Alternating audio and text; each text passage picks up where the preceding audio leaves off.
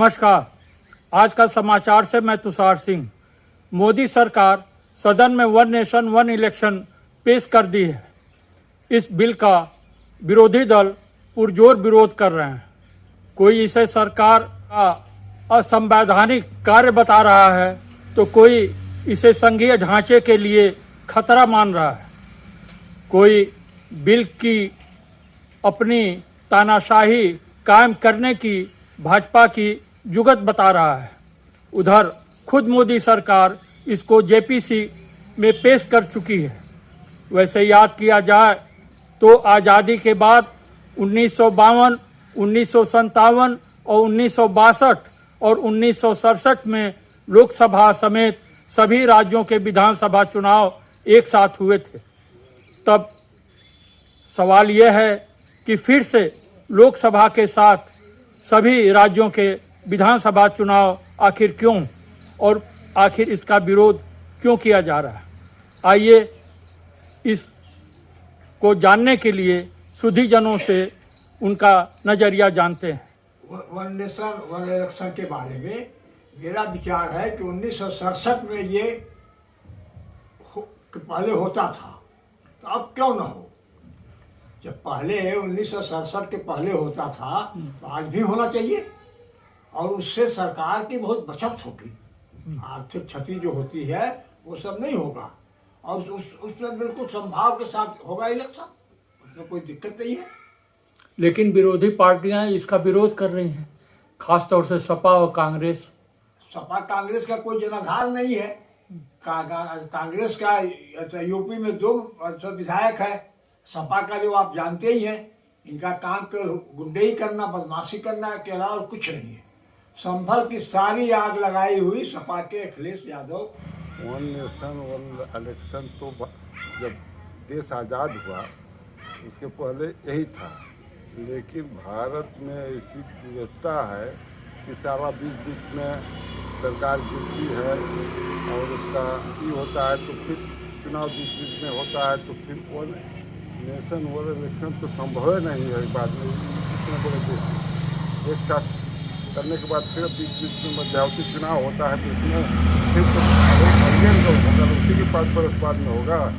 ये होना असंभव है। मेरा विचार यह है कि जो यह संसद में विषय आया है वन नेशन वन चुनाव वाला, ये बहुत अच्छा है। इसलिए अच्छा है कि इससे समय के बचत के साथ साथ धन की भी बचत होगी और तमाम जो कर्मचारी अथवा मीडिया और तमाम लोग इस काम में लगे रहते हैं, जिससे आर्थिक नुकसान के साथ साथ समय का भी नुकसान है, उसकी भी बहुत बड़ी बचत होगी।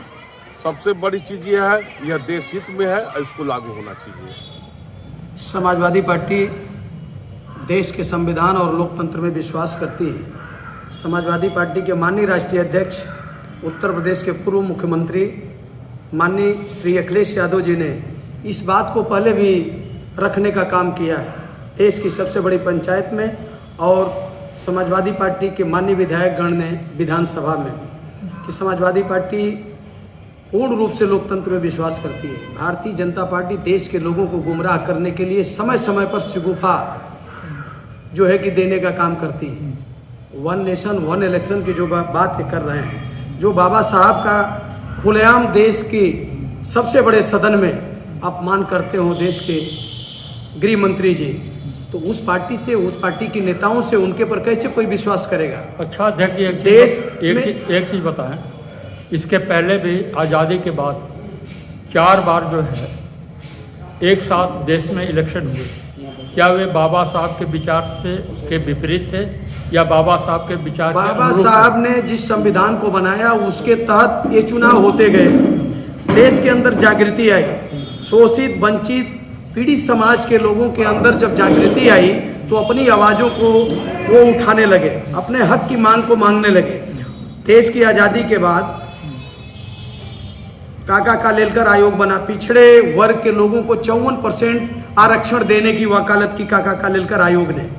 उसे उस समय की सरकार ने नहीं माना और वो आवाज़ आते आते उठती गई और 1977 में जब जनता पार्टी की सरकार बनी तो बीपी मंडल जी के नेतृत्व में जो आयोग का गठन हुआ उसमें 27% आरक्षण का प्रावधान किया गया। मेरा इसलिए मैं बता रहा हूँ, उधर मैं ले जा रहा हूँ कि ये जन जागरण जनता के बीच में आया। अब बताइए कि बीच में कोई सरकार गिरी, 67 में बनी हुई सरकार संयुक्त सोशलिस्ट पार्टी की तमाम राज्यों में 10 राज्यों में कांग्रेस के खिलाफ बनी थी, वो सरकारें गिरी, पुनः सरकारें बनी।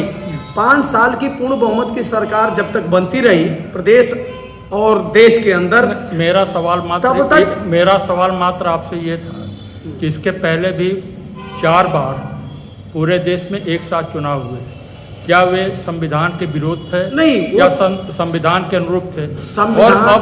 और अब यदि होता है तो क्या दिक्कत है?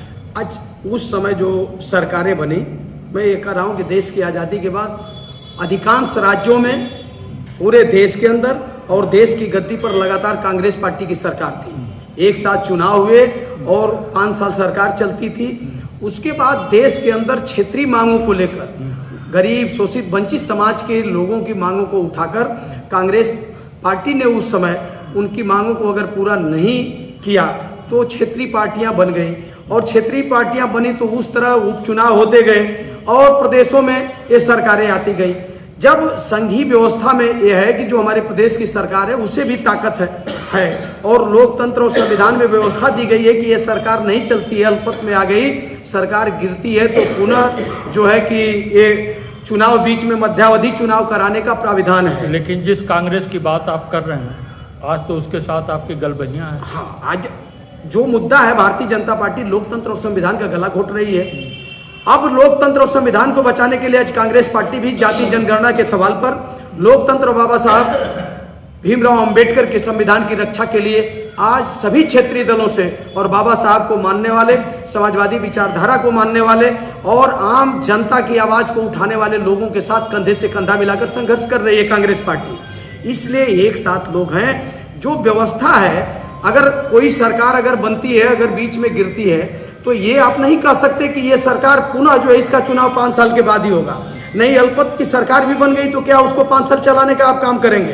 किसी को बहुमत नहीं मिली, किसी तरह आज बहुमत ले लिया और बहुमत दिलाने वाले दल अगर उससे अपना समर्थन वापस लेते हैं तो क्या अल्पमत की वो सरकार इनके बनाए हुए नियम कानून से पूरे 5 साल चलने का काम करेगी?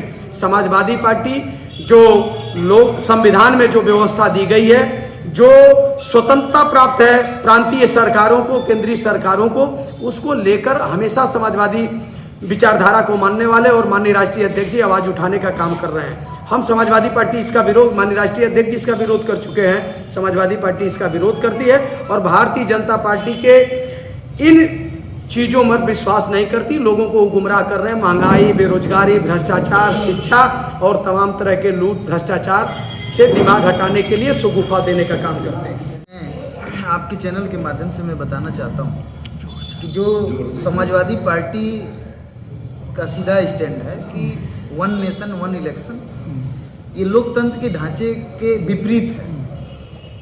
क्या जब हम लोगों का 9 या 10 विधानसभा था और उसमें ये ऐसी व्यवस्थाएं संवैधानिक संस्थाओं को तोड़ मरोड़ के किसी बात को रख के उसको रोक दिया गया, एक विधानसभा को रोका गया, 9 का 8 का कराया गया।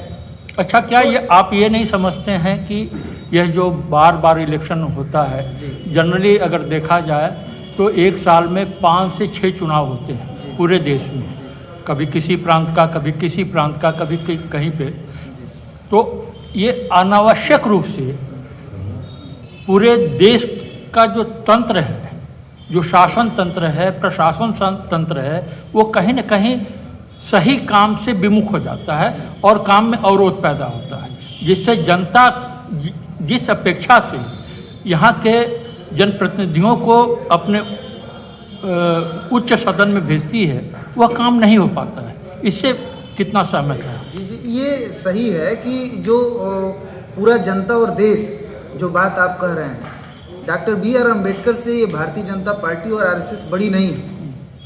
उन्होंने जो संविधान इस देश को दिया, इसमें साफ जो ढांचा बनाया है, कैसे 5 वर्ष के बाद किसका चुनाव आएगा, क्या इस देश का पूर्ण रूप से चुनाव हो जाए, राज्य के, भारत के सारे राज्यों का चुनाव हो जाए, और कोई राज्य ऐसा अनियमितता में पा जाए और उसकी सरकार गिर जाए तो क्या पूरे देश की फिर चुनाव कराई जाएगी? इसीलिए तो ये जान लीजिए, ये बात आपके मुंह से अच्छा लग रहा होगा कि कम पैसे में, लेकिन मैं जो जहाँ तक सुना हूँ, चुनावी एक्सपर्ट ने इस हिंदुस्तान का, उन्होंने एक रिपोर्ट दिया है कि जो बार बार चुनाव कराया जा रहा है और एक बार चुनाव कराने में 4 गुना अधिक पैसा एक चुनाव में लगेगा।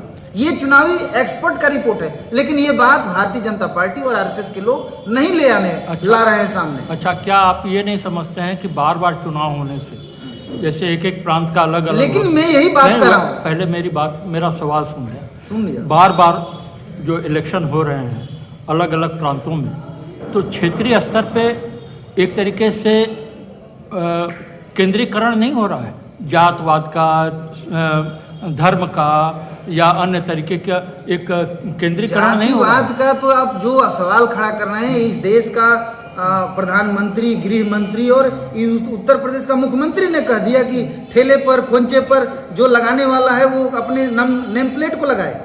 ये इसलिए कि इस भावना को लाया जाए कि ये कौन किस जाति का है, ये वाल्मीकि का है, चमार का है, ये डोम का है, इसके यहाँ से हम लोग नहीं खाएंगे। पूर्वतः जो व्यवस्था, मुनिवादी व्यवस्था थी, इसको लाना ये चाहते हैं। आप कहाँ जातिवाद के फेरे में पड़े हैं? समाजवाद एक विचारधारा है जो हर जाति कौम के लोगों को एक धारा में जोड़ने का काम करता है। समतामूलक समाज की स्थापना की बात अगर कोई दल करता है, वो समाजवादी पार्टी है। भारतीय जनता पार्टी नफरत की बात करती है। जैसा कि आपने देखा कि विरोधी दलों में खास तौर से सपा के लोग इस बिल का पुरजोर विरोध कर रहे हैं, वे इसे असंवैधानिक करार दे रहे हैं। उनका कहना है कि मोदी सरकार का यह एक चुनावी जुमला है। वह विपक्षी दलों को समाप्त करना चाहते हैं, साथ ही क्षेत्रीय दलों के बढ़ते प्रभाव से वे सहमे हुए हैं, डरे हुए हैं।